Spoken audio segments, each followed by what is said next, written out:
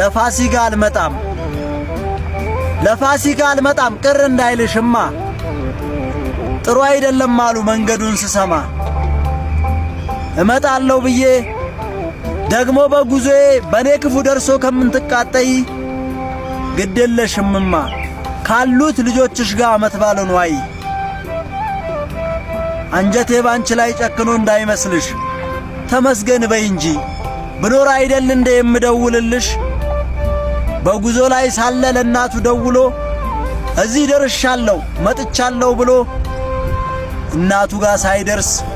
እናቱን ሳያያት ከመንገድ የቀረ ረስተሽው ነው እንዴ ስንት ወጣት እኮ አለ ተመስገን በይማ